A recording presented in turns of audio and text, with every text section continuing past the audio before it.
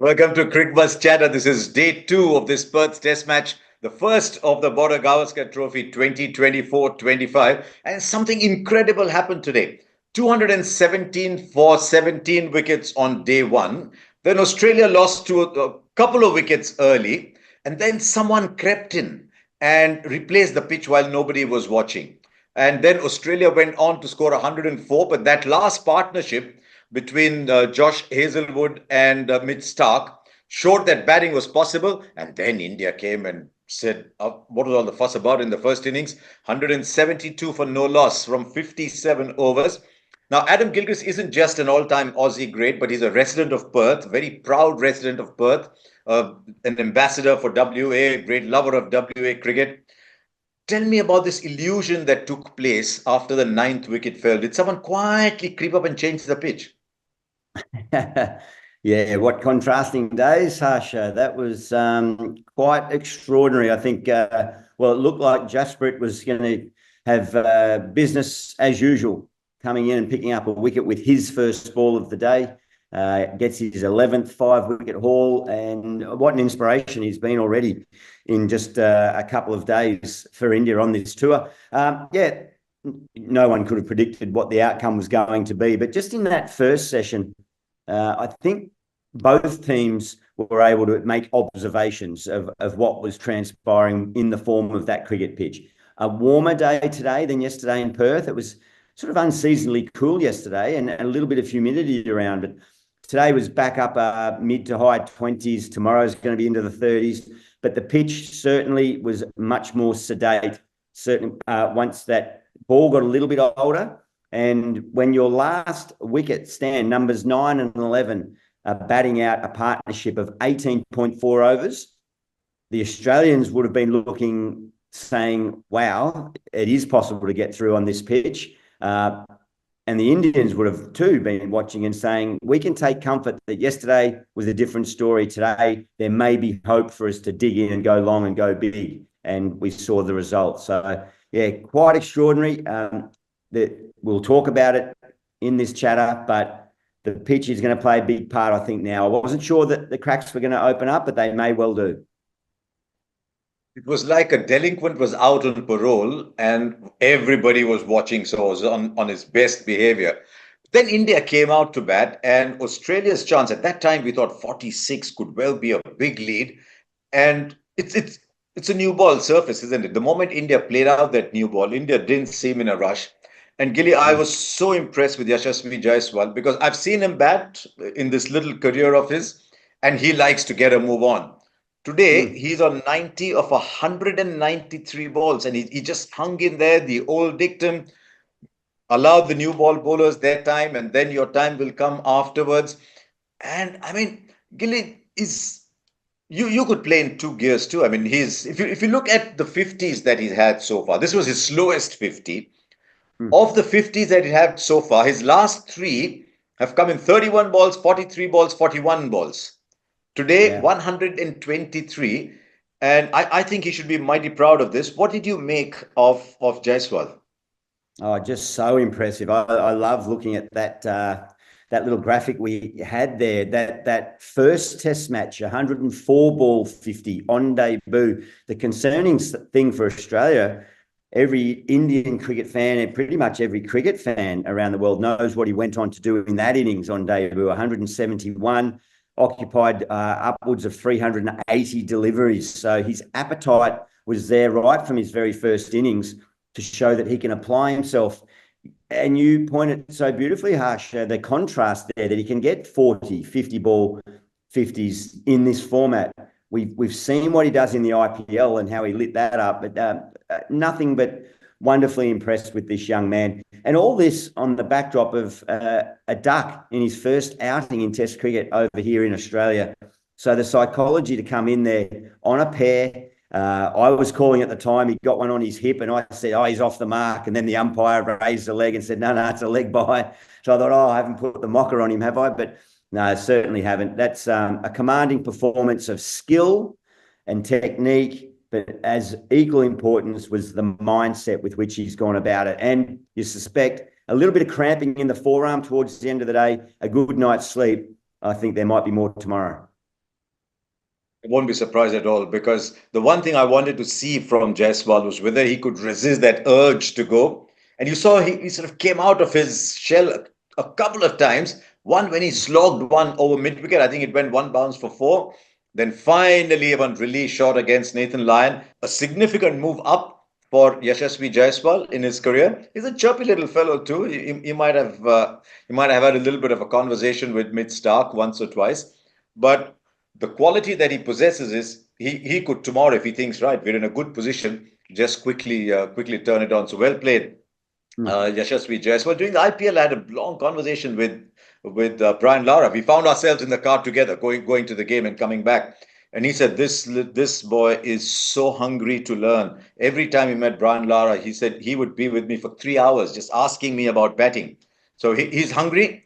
But let's see if he can get the 100 tomorrow. I was very happy with KL Rahul. I get a lot of flack, Gilly, because I've been saying, no, KL Rahul's a special player. And I get a lot of flack for that because he's averaging 32. But I thought he showed a lot, very good temperament. You did say he was unlucky on air in the first innings. 62 of 153, an innings sort of identified by patience. Yeah. Look, I guess the people that give you flack for supporting him so wholeheartedly may look at him and see the talent and the skill and the brilliance at times of KL Rahul in all formats of the game. Has consistently performed in T20 white ball cricket and then into the test match arena, but maybe not with the consistency that the talent and the potential that we all see in him. That might be the criticism of him, but he's a versatile cricketer. He wasn't even in the original touring party. He's batted between 1 and 6 in that batting lineup. In other versions of the game, he'll get called on to wicket keep. So what I love is that his ability to be on call, to commit to whatever the role is for his country. And part of the role today was not just to get himself to 60 odd and absorb deliveries, but was to help coach and encourage through in partnership. It's a game of partnerships, the younger batting partner. So of vital importance. All the headlines, I guess, at the moment will be about Jaiswal, and who knows what unfolds tomorrow. But I think a lot of the focus, a lot of the glare should be on KL Rahul, because that's an innings of great substance and just has India in such a dominant position. Still a long way to go in this test match. And I think that's what those two batters knew. Even as that partnership grew, they knew they had to value their wicket, because it will still be a pitch, I think, that wickets will come, not necessarily 17 a day, but little batches of wickets might come in clumps, because it mightn't be that easy to start on. Since you mentioned KL Rahul and his versatility, we've actually got a question that's come in, one of our Ask Cricbuzz questions. And it's an interesting one, actually. We discussed it a bit today on commentary.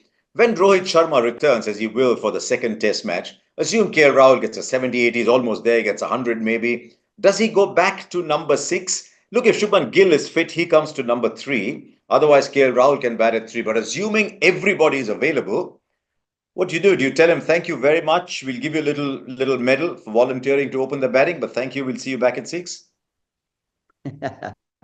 What a headache to have 2 days into a tournament, into a series, coming over here after a 3-0 drubbing to New Zealand, and there's a little bit of panic and chaos and uncertainty, and they go underground for 10 days in their build-up, but all of a sudden, here we are, spoilt for options, potentially, when the various members either get fit or turn up for the tour, and throw, rumour swirling around Perth Stadium today. Mohammad Shami might be joining in time to even play Adelaide. I don't know what the intel is from back home in India, but nice options for India to have. Look, I don't know. There's a lot to play out between now and then. We need to see what happens with Shubman Gill, how quickly that injury can heal. What Rohit's mindset is when he turns up. Does he come and allow himself a bit more time to be ready for, say, the third test up at the Gabba?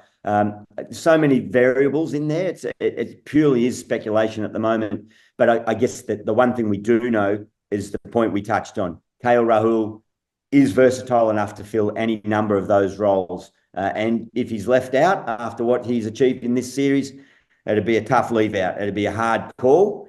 But you would assume that they would only do it if they felt that they were making the Indian team stronger for it. Rohit Sharma will come in father mode, isn't it? How easy is it to move Gilly from father mode to cricketer Rohit mode? might need some sleep. He might need more sleep.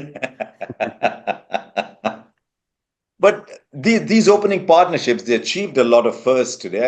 I think the last time India had a century partnership was back in 2003-4. Might have been Sehwag and Akash Chopra. But you look at the main partnerships, you're going 1948, 2003, 1981, 1986. There were a couple of Gavaskar Shrikant partnerships as well. Visiting teams, Gilly, don't come to Australia and put up too many century partnerships. I think there was Strauss and Cook, there might have been at some point, but it's very rare that visitors come to Australia and put on 170. Yeah, that's exactly right. Even the generation of cricketers I played against for India and a couple of series where India challenged us and even drew a series and then the successful series in the last two visits. It's been that probably more the middle order runs, hasn't it? It's your Pujara 3, who was the Rahul Dravid equivalent of being the wall or the rock, the foundation to build around, and then the flashy flamboyance of Rishabh Pant down the order. But the openers have had a tough time of it because Australian opening attacks generally exploit these conditions really well. So the value there on a pitch that, again, in contrast to yesterday, certainly played, wasn't as badly behaved, but it's as much about mindset. We play these highlights package in our broadcast, don't we? Of a 50 partnership, 100, 150, or individual accolades. We never, in those packages, put in balls that were left. They're not that exciting to watch, I know, but it's as much about the balls that you don't play at that can contribute to the building of such significant partnerships. That's a very fair point because at one point, I think it might have been when they'd got 30, 35 together coming out of a break, there was a partnership highlights package and it showed a single. And I thought the single was such an important part of the early part of the innings when they were running well together. So yeah, that much about the batting. I'm going to ask you just a little later, very, very, very shortly from now, where you see this game going. But just a final word. I know we've spent time and time and time talking about Bumrah, but a fifer on debut, a captain spell, 5 on debut, and I thought the most important thing Jasprit Bumrah did today was get Alex Carey, and dare I say, number 7 was looking the most organized Australian batter on day one. That was such a big moment in the game. It was. If anyone was going to claw Australia back into this contest in the first innings, it was Alex Carey. Over 400 first-class runs this year for South Australia, but he didn't get into it. He wasn't allowed into it. It was... I mean, it may look like a ball that Alex Carey could have left, the first delivery from Bumrah, but it was the angle around the wicket. So as a left-hander, a bowler coming around the wicket, a right-arm bowler, it angles in and then it just so subtly leaves the left-hander. So you're committed to playing. You're trying to feel bat on ball at the start of the innings, and Alex Carey does like bat on ball. So it lured the false stroke. Caught the edge. And at that point, you knew that Australia weren't really going to threaten the total. I think we were all surprised at how long they did end up batting for, but they didn't, although they batted in that last partnership so long, they didn't damage India on the scoreboard. And that was, I thought, through the brilliance of Bumrah getting that 5th wicket and then allowing his bowlers to chip away. Maybe, just maybe, we saw for the first time the support act around Bumrah, whilst exceptional yesterday and very good today, but just that reliance on Bumrah to have to try and come and get those breakthroughs. I know that it was Harshit Rana who finished up cleaning up that last wicket of Starc, and he was excellent on debut. Maybe we just saw that the reliance on Bumrah will be there throughout this series for India to continue to press Australia for a 3rd series victory in a row. Could not agree more. I thought the only worrisome aspect of play today was that India had to go back to Harshit Rana and Jasprit Bumrah to break the partnership. Right, let's look at it a little bit, but it's time to put the genial Gilly. Actually, that's a good graphic for you. Genial Gilly, ever since you retired at the genial Gilly, to put Gilly in the hot spot.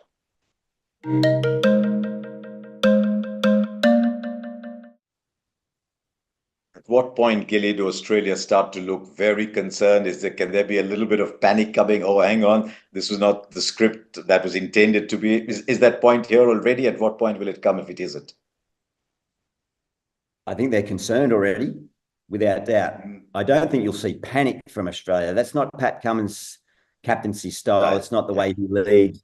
And they are a very experienced, perhaps, well, by age, I think they might be the eldest, more experienced Australian cricket team that's ever walked out there for Australia in men's cricket. But so they have a lot of experience amongst them. They've been in a lot of different situations, not too many times in this situation, particularly on home soil. So there'll be concerns, mainly, I think, given we're going to be upwards of 33, 34 degrees tomorrow. The pitch, whilst sedate, more sedate today, the cracks were just starting to come into it. Initially, I thought they won't open up, but as we get warmer weather, there's some cracks. And I don't think they necessarily are going to mean that the ball's going to be doing things completely unplayable, out of control, but that then enters the mindset. That, coupled with the fact that they don't have a wicket yet. India are 218 ahead. It's a long, long way back into this game or to survival for Australia at the moment. So very much concerned already.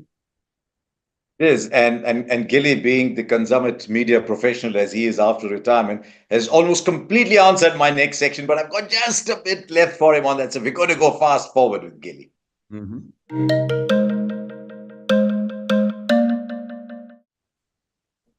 We're not going to see one of those Wacker kind of cracks where the ball hits the crack and goes to second slip as it did sometimes. It'll never get as bad as that. But will there be a little first innings concern? Because some of the Australian batsmen, you think early in the season, could they be a little short on confidence? And what is a score that Australia will start to get really worried about? Because you look down that, look, Khwaja's there's a lot of ability in there, and they'll be looking at it and saying, just as India did. India looked at Australia's bowling, knocked out 150, said, maybe we can bowl too. Australia can look at what India did and say, hang on, we can bat too. I mean, we batted down to number 9, and 10 and 11 can hang around too. But is there what is that score, Kelly? What is that score that Australia don't want to see, a target? Yeah, just so much time left in the game, Harsha. And it's about, I think for the Australian batting, when they get their opportunity, it'll be about learning and observing. I was chatting with Virat Kohli before play today, and he said when he got dismissed in that first innings, he was like down and out and, disappointed. But then he observed the rest of the day. And by the end of the day, he thought, well, I don't need to be too harsh on myself. I wasn't the only one that was dismissed cheaply in a chaotic day here in Perth. So, and I would assume a guy like Jaiswal made that observation too. You don't need to panic just because of one result, mini result in the broader context. So Australia will have to observe India's application and the way they've gone about it and built an innings of substance in the second innings, and they'll have to believe that they can do something similar. It's not the pitch that was there on the first day. It is an Australian top order. That there's a few guys that have been short on runs in their last, say, 12 months of Test match cricket. They have had some trying conditions by way of maybe ball just slightly favouring the bat, but it's not insurmountable. I don't know. Well, I can pluck a number out of the air. I can say 400. I can say, who knows, it might be 350. If they can get a roll on with the ball, it might be 450 and upwards of 500. It's just so unpredictable, but that's the beauty of the game, isn't it? What I do know is that it is a huge advantage to India at the moment. Tomorrow, first session, we always say it, vitally important, but more important from an Australian point of view than an Indian point of view. There's two things happening tomorrow in Indian cricket, in world cricket, and on Cricbuzz, of course. So while we appreciate what Gilly's told us about tomorrow, as soon as play ends, there is, of course, the IPL auction. And as usual, we'll be live with you analyzing the auction 2 o'clock onwards. I'm looking forward to seeing what Joy has to say about these auctions and GK. We have a lot of fun. So do join us if you're going to have a lot. If you're looking forward to fun, you're looking forward to analysis. And I know Gilly's got to go. Gilly, I'm going to throw 5 at you. 5 questions very quickly if you're ready. Yeah. Auction. Just to remind you, actually, a lot of you young kids, Gilly won the IPL as captain of the Deccan Chargers all those years ago, and then of course went up to Kings. Okay, here's questions for you. True or false? You think yes or no? Rishabh Pant, highest bid in the IPL auction. What do you think? Yes, it will be. Okay, yes or no? Yeah, I think so too. Mitch Starc's record auction fee, will it get breached? 24.75 crores. People wouldn't mind getting that over 3 years of the IPL. Yeah, Will it be breached, do you think?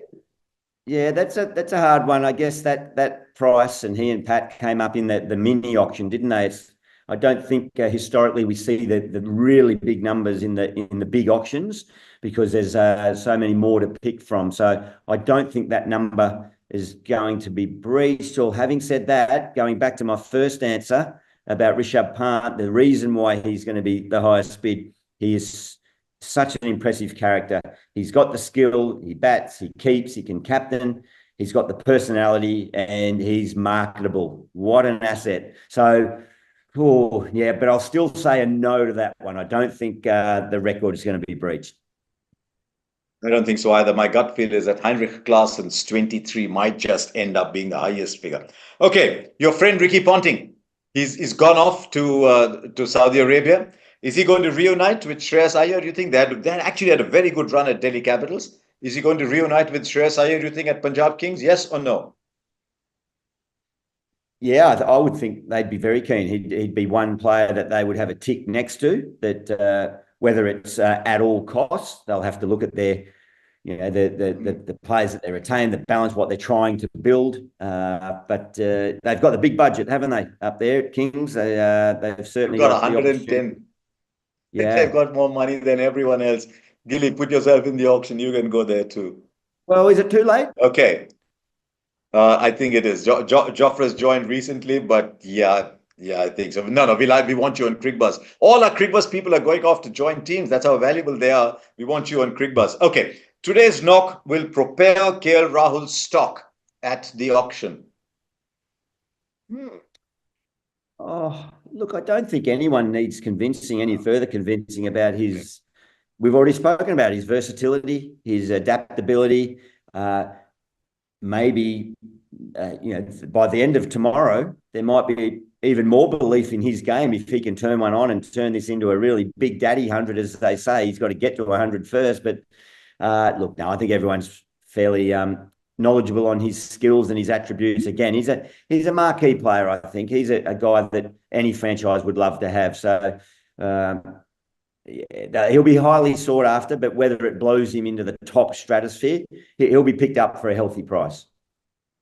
My gut feel is this knock may not have much to do with, because it showed a completely different facet of KL Rahul. It may not have a direct impact on the auction. It's a last one before we let you go.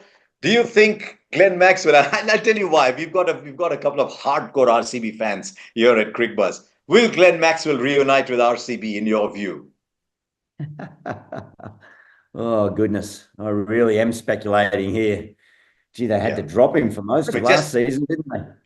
Yeah.